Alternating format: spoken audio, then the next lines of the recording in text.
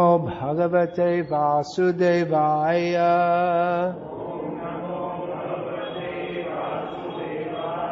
Om Namo Bhagavate Vasudevaya.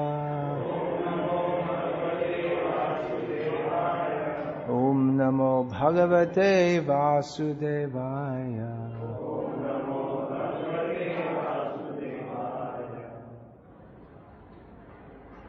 I'm speaking on Sri Vishnu Sahasranama. 1000 names of Vishnu. Name 269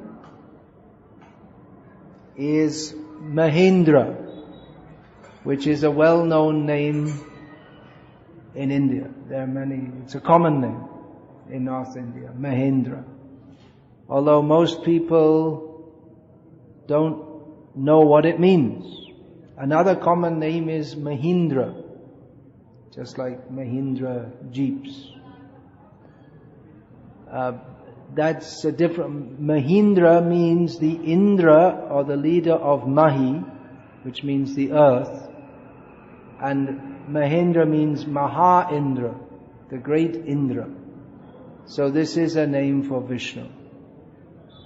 Actually, you see, probably most of the people who have the name Mahendrah, they also don't know that it's a name of Vishnu. I'm sure all of you sitting here have heard the name Mahendrah before, but probably most of you didn't know that it's a name of Vishnu. So now you know. You learned something about Vishnu that's worth learning about. So, Maha means great, and Indra means the chief or the leader. Indra is especially the name of the leader of the devatas in Svargaloka, the leader of the demigods in heaven, the king of the demigods. So Indra is very famous as what in English we would call a swashbuckling character, and I don't know how to say that in Hindi. It means like something like a super Bollywood star, but for real. He's not just acting. Better than Amitabh Bachchan any day, or even Shah Rukh Khan. We have to make some comparison to help people to understand. Of course, Indra gets his position because of doing many pious activities. And actually, even Amitabh Bachchan and Shah Rukh Khan, they must have done some pious activities to become famous and rich in this life. But you have to be a lot more pious to become Indra. So, Indra is a great personality, no doubt. He's much greater than you or I or all of us put together.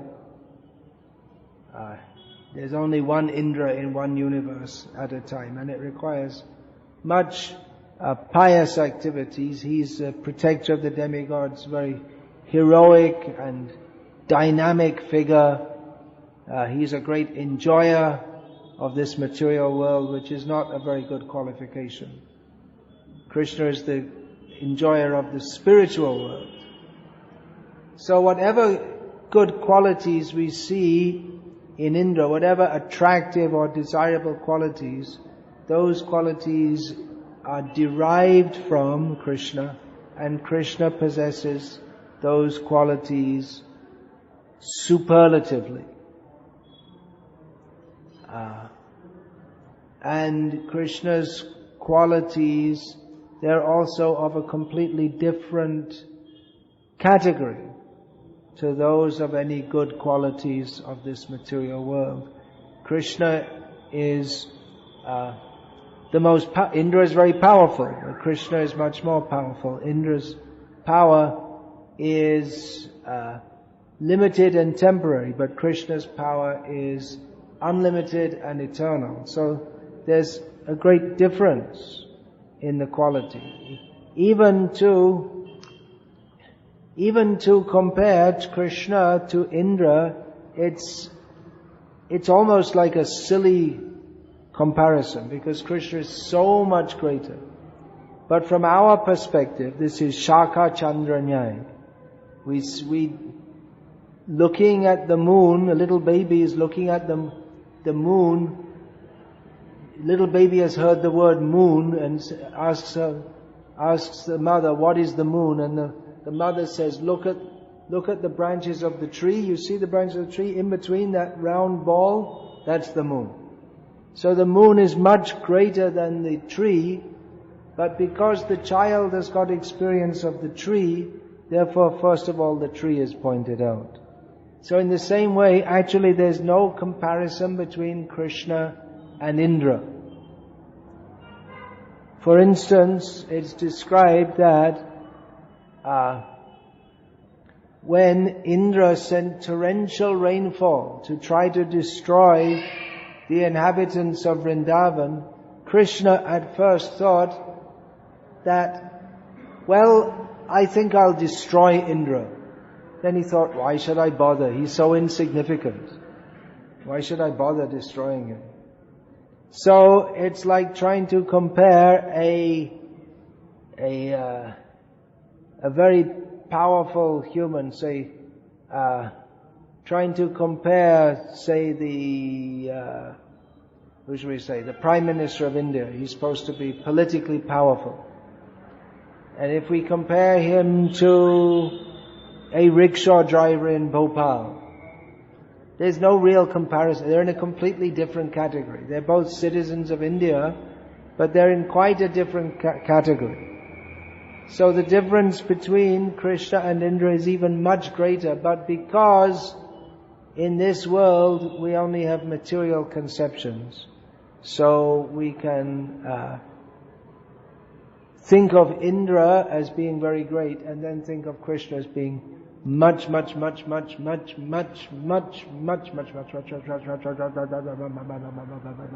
greater. But even this name Mahendrah, we don't have to think of the Indra in Swargaloka to understand this name at all, because it just means the chief person, the leader of all people. So Krishna is the great among all that is chief. Krishna is the chief in all categories. We find in the Vibhuti Yoga section of the Srimad Bhagavad Gita that Krishna points out various wonderful things in this world.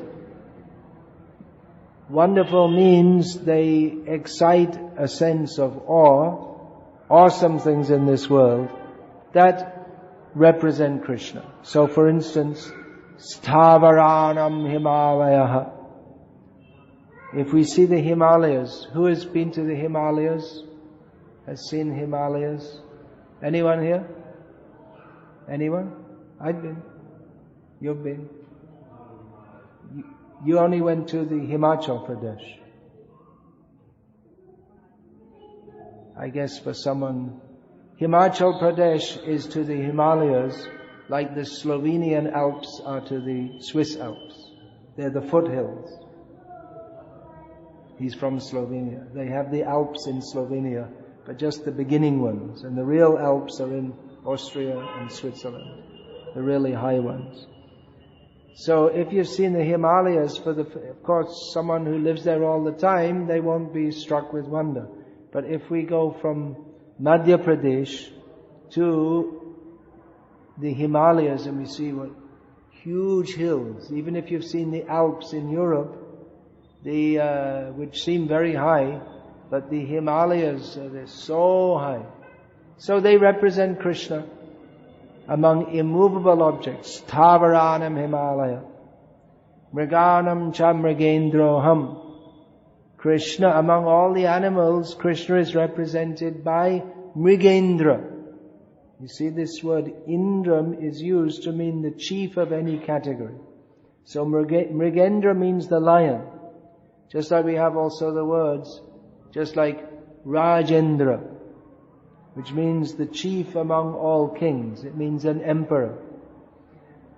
So Krishna, he is the chief in all categories. Pandavanam Dhananjayaha. Among the Pandavas, Krishna is represented by Arjuna. And so on. There are so many he gives. And anything wonderful we see, we can understand that is a representation of Krishna. Another meaning of this name is he who is of great wealth. So that's axiomatic, that the Supreme Person is not a beggar. Contrary to some so-called Swami who made a theory that Narayana is Daridra. He made some theory of Daridra Narayana, that we should find out the poor people and feed them, and this is called Daridra Narayana Seva. But this is a completely nonsensical and actually very rascalish idea, because Narayan means Lakshmipati. There's no question of poverty in Narayana. Poverty, that goes to people who are in this material world. There's no shortage in the spiritual world. So he has got full wealth. That is another meaning of Indra. And of course that also pertains to the Indra of Swarga. He's also not a poor man. You won't find Indra begging at the stoplights. And of course Indra's wealth is again only a fraction of that of Krishna's. So Krishna is of great wealth. Indra in this world, Indra represents the strength of Krishna. Krishna has 6 main qualities in full, by which he is known as Bhagavan. Aishvaryasya, Samagrasya, Viryasya, Yashasya, Shriyaha, Jnana Vairagya Yoschaiva, Shannang Bhaga Itingina. One who has these 6 opulences in full is known as Bhagavan. All wealth, all strength, all fame, all knowledge, all beauty, and all renunciation. So in this world, Indra, he represents the physical strength of the Supreme Personality of Godhead. He's famous for his thunderbolt, very powerful thunderbolt. So that is a representation of Krishna. So another name, the name 270 is Vasudah. Here, Vasu is analyzed to mean wealth. And Vasudah means the giver of wealth. So people may think that I'm working very hard, I'm earning money, which is true from one perspective, but from the true perspective we should know that after all, everything belongs to Krishna. And ultimately, He is giving. Everything in this world belongs to Him.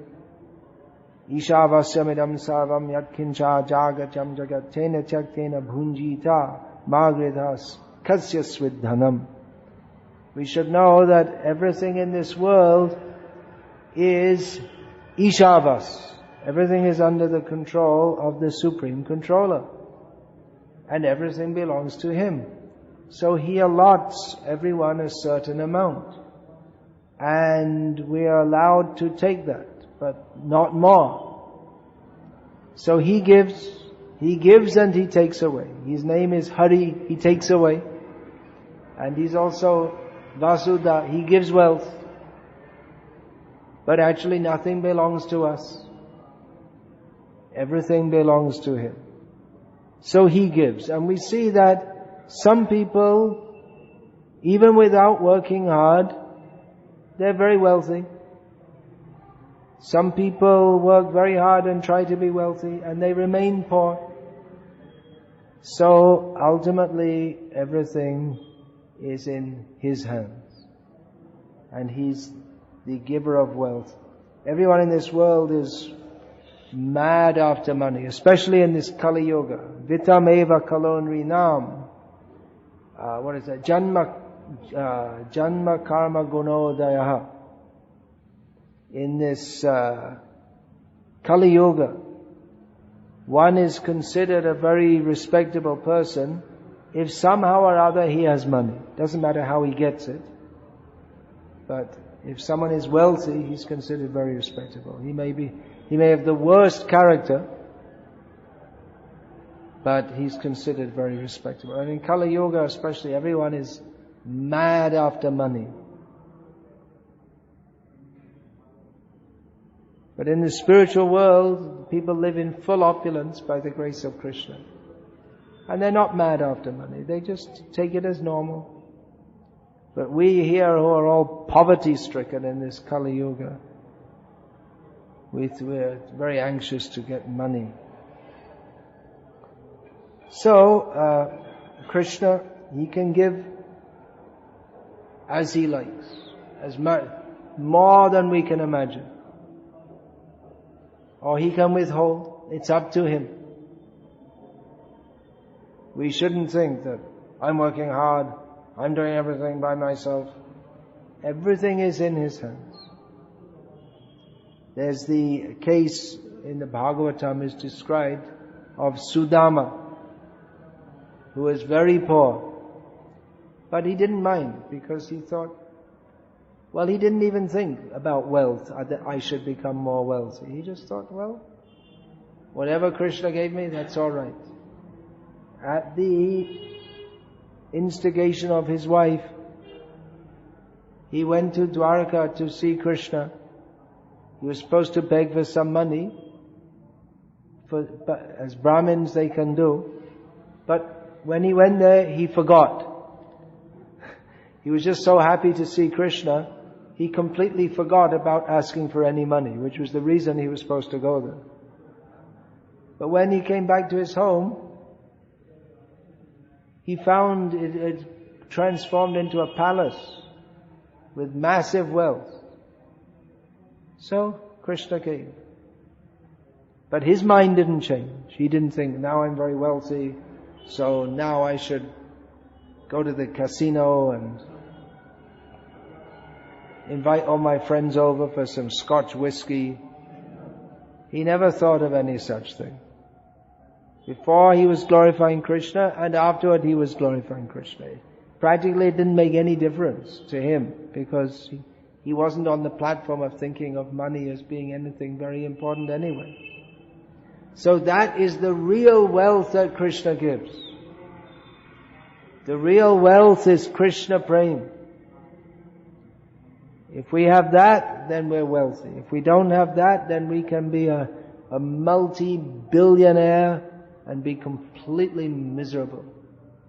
Real poverty is not to know about Krishna. And real wealth is to be fortunate enough, is real fortune, to be blessed with Krishna Bhakti. So, Kubera, he is known, Kuber in this world is known as the treasurer. He's the master of wealth. But the really wealthy person is Krishna.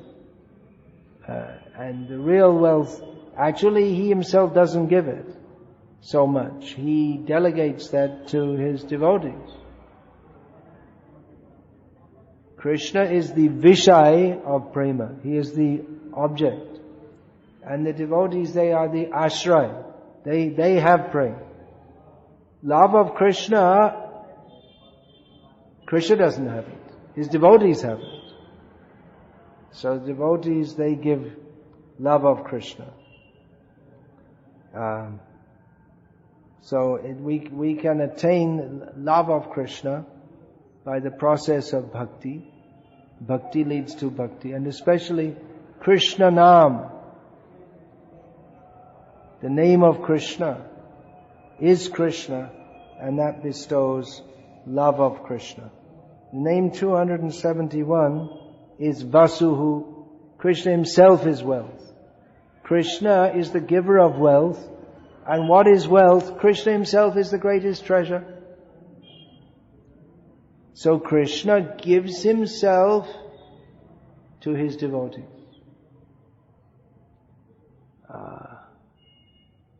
There's one verse in Chaitanya Charitamrita.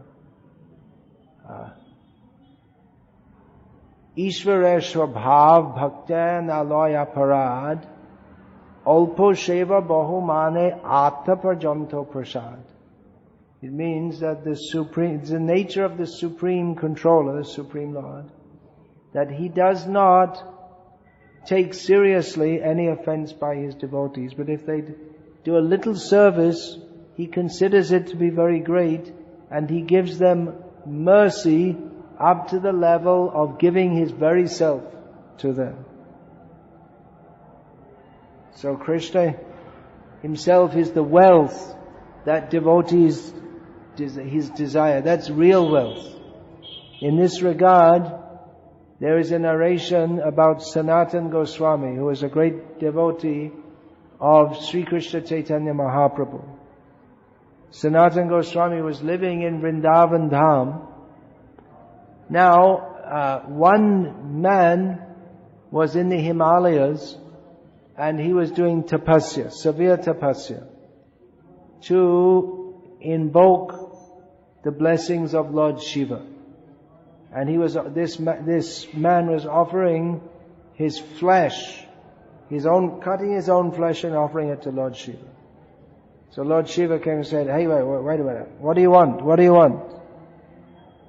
Tell me what you want." And the man said, "I want the most valuable thing in the world." So Shiva said, "You better go and see Sanatana Goswami. He's in Vrindavan. You go and see him. He's got the most valuable thing." So this man went from the Himalayas to Vrindavan, and he saw Sanatana Goswami sitting and chanting Krishna Nam, Hare Krishna, Krishna Krishna, Hare Hare, Hare Rama, Rama Rama, Hare Hare. So this man came and said, "Are you Sanatana Goswami?" "Yes." "Do you have the most valuable thing in the world?" "Yes." "Can you give it to me?" "Yes." "Well, what is it? Where is it?" So, Sanatana Goswami said, "You just go over there, you see there's one pile of garbage. And if you look in there, you'll find one stone. It's called Sparshamani. It means if you touch this stone to anything, it will turn into gold. So that's the most valuable thing in the world." And I thought, really? And he looked through all the garbage and he found it. "Is this it?" Yeah. "I can have it?" Yeah. Take it away. So he was rushing off with it thinking, "This is great. Now I'm going to be the most rich person. I'm going to be able to generate so much." Then he thought a minute, wait a minute. If it's the most valuable thing in the world, then why did Sanatana Goswami keep it in the garbage? And why is he not concerned that I'm just taking it away? He must have something more valuable. He's cheating me.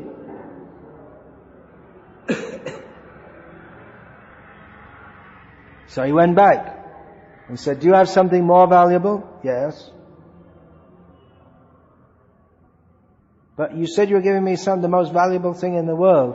"Well, I have something more valuable, but it's not anything of this world." "Well, how do I get it?" "Well, first you have to throw that touchstone away." "Okay, so what's the most valuable thing?" Hare Krishna, Krishna Krishna, Hare Hare, Hare Rama, Rama Rama, Hare Hare. But it's not anything of this world. So the most valuable thing of this world is insignificant in comparison to the name of Krishna. Just like Indra is insignificant in comparison to Krishna. So the most valuable thing. If we tell people that we're giving away gold coins, not even lumps of gold and not even sparsha money, which turns everything. There'll be huge crowds coming here just to get one gold coin. If it's free, if we tell them we've got something more valuable than gold coins, they say, what? Krishna Nam? They're not interested. They don't have faith. Unfortunate. So Krishna himself is the very wealth.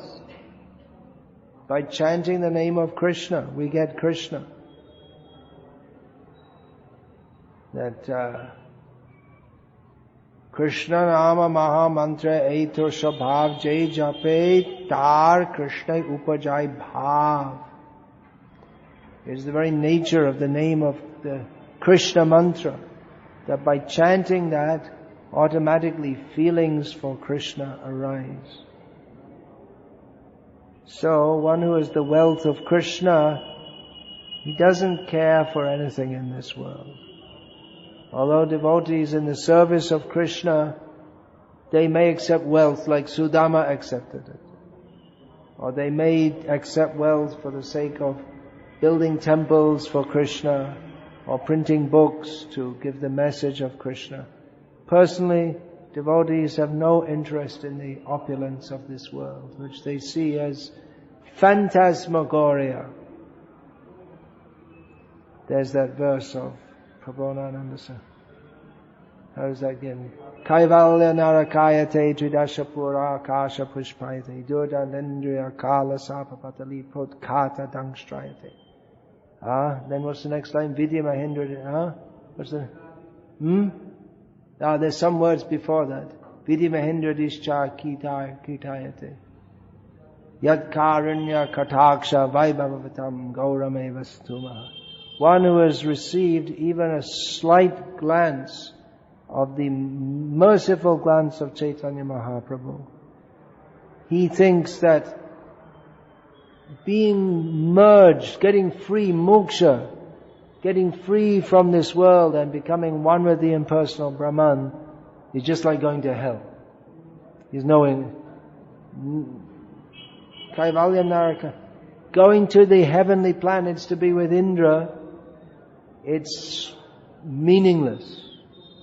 Like, if you talk about it to a devotee, he thinks it's just absurd, just like talking about flowers growing in the sky. Akasha Pushpa. Then the senses, which are very difficult to control, he sees them as no more dangerous than a snake whose poison fangs have been removed. Then he sees the position of Brahma and Mahendrah, here referring to Indra, as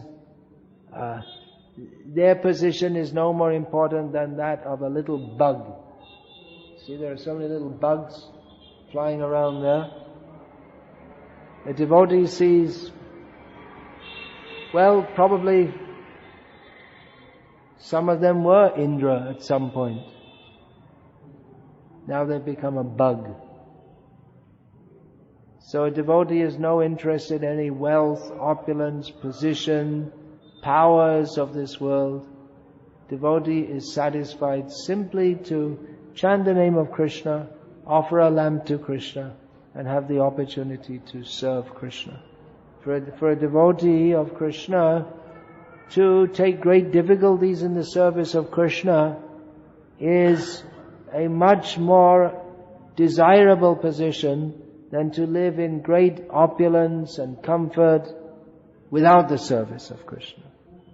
Because he knows that real wealth is Krishna.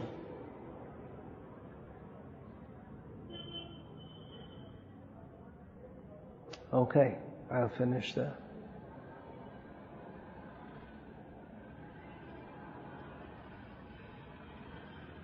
Vishvam Purna Sukhayate.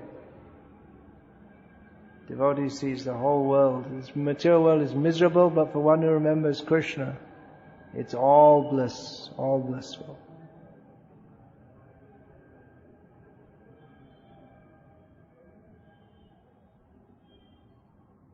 So what's better? To have wealth, strength, fame, beauty, and be miserable?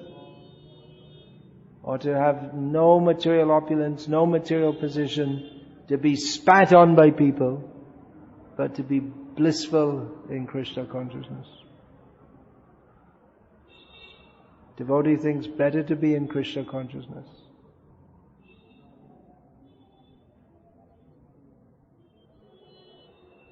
Bishoy amake pagala bolaya ongete dibek dhuli.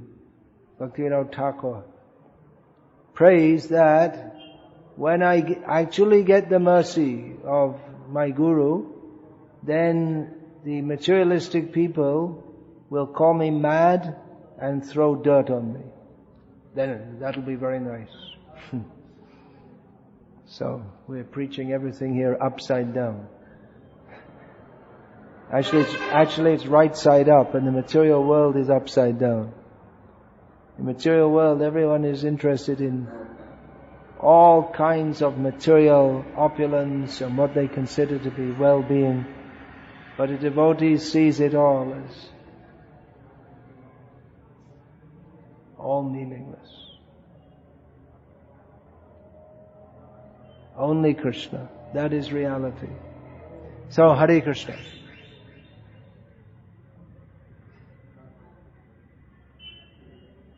What's that? That means the battery is going down. Any question, comment, or anyone want to throw dirt on me because they thought it was a terrible idea to say all these things? Yeah.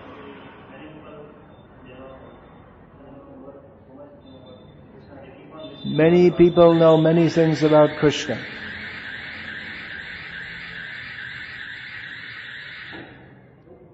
Many people know many things about Krishna. Yeah, but where do they get their knowledge from? They get it from Amar Chitra Katha, from TV serials. So maybe they know something about Krishna, but they don't know it in the proper way.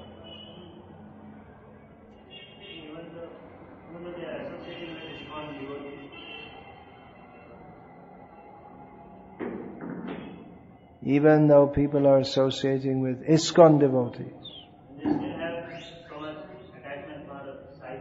they still have attachment to Sai Baba. Means they're not associating with ISKCON devotees. Anyone who has any attachment to Sai Baba is an idiot.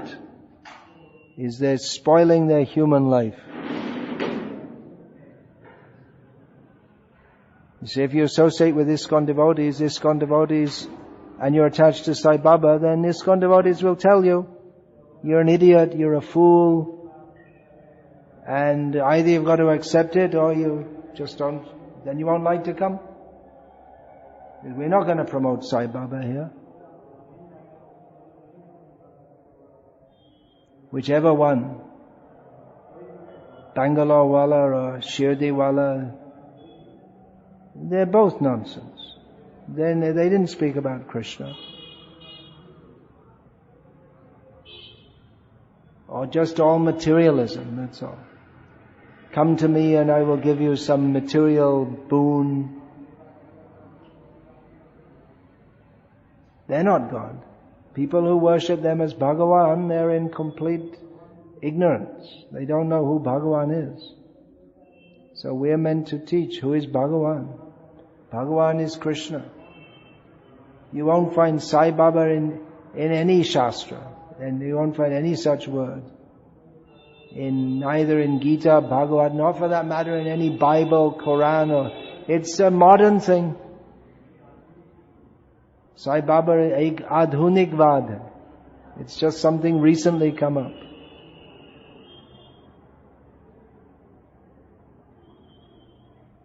Why bother worshipping Sai Baba? If you want to be an idiot, then you want to be a more successful idiot, then just call yourself God. You'll get some following. There's so many people in India call themselves God. And why bother working hard in some job? Just call yourself God. Someone will believe you. But if you really want to know who is God, then you have to know from Shastra. From Bhagavad Gita it's very clear, Krishna is the Supreme. From Bhagavatam it's very clear, Krishna is Supreme. There's no mention of this Baba or that Baba or Bappa or so many Bappas and Babas and Dadas and Ammas, and they're all just products of Kali Yuga, that's all.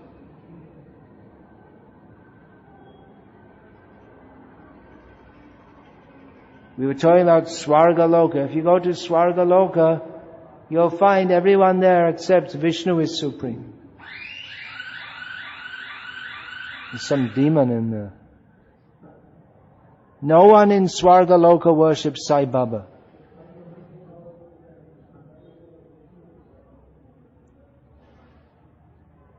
Yang Brahma, Varunendra, Rudra, Marutai, Stunvanti Divyai Stavaya. All the great demigods, they worship Krishna.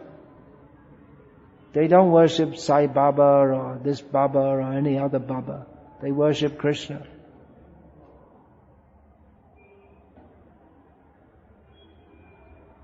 Yeah.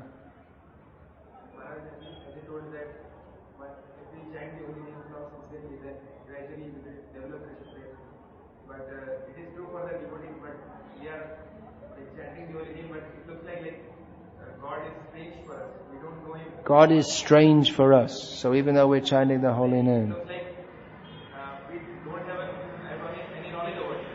you don't have knowledge about Him. So then you come and you hear. Just now, there was a discussion on the nature of the Supreme Personality of Godhead. So you got some knowledge about Krishna.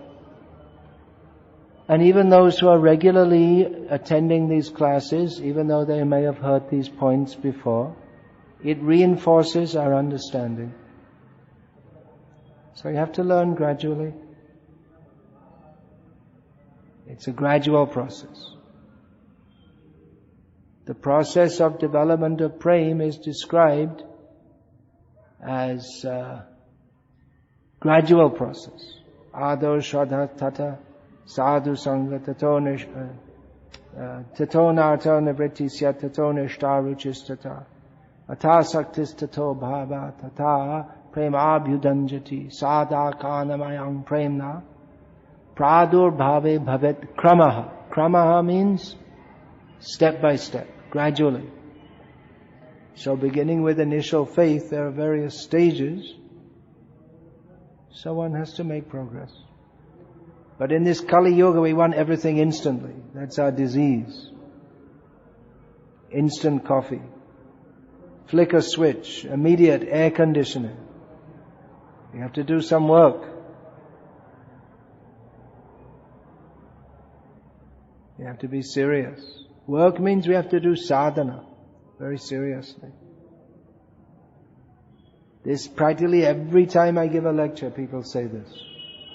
Oh, we're chanting, but I didn't wake up in Rasalila yet. I've been chanting for all of 3 weeks, and still Krishna didn't come and wash my feet. What's wrong? It doesn't work.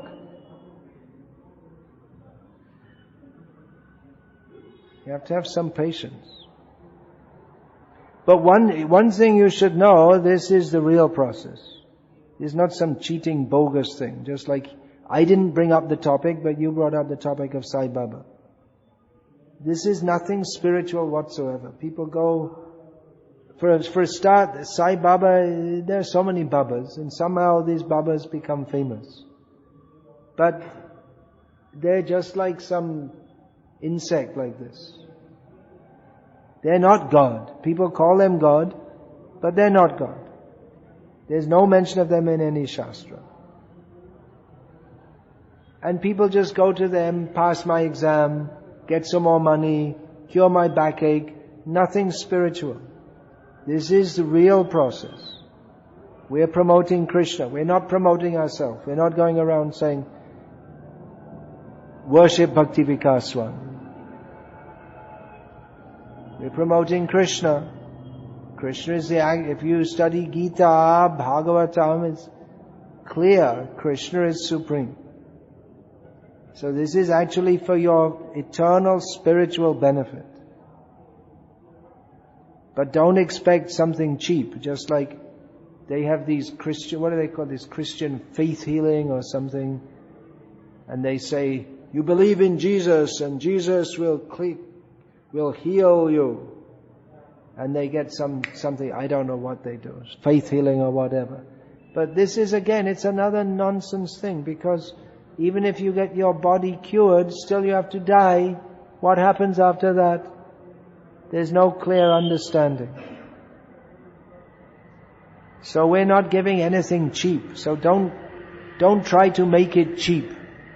That, well, I didn't get any realization. I've been chanting now for 1 year or 2 years. Definitely some realization is there, otherwise you wouldn't be able to chant at all. But just, the thing is, the whole field of religion is so full of so many cheaters who all promise so many cheap things without any effort, and then you think, oh, nothing happened, I didn't get it yet. You have to have some patience, and we have to be very serious. Our hearts are full of Kam, Krodh, Lobh, Moha, Mada, Matsarya. We have to become cleansed of this.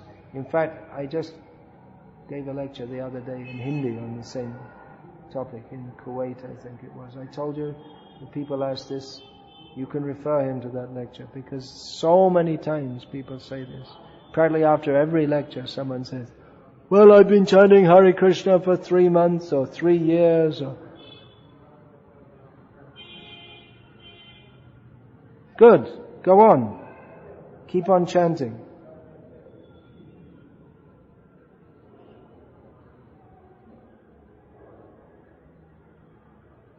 There should be some improvement.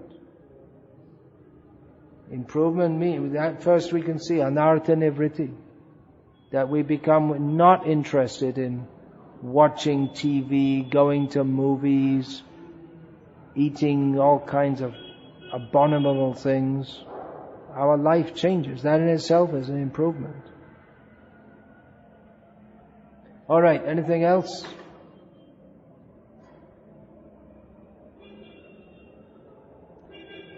Hare Krishna. Srila Prabhupada ki Jai.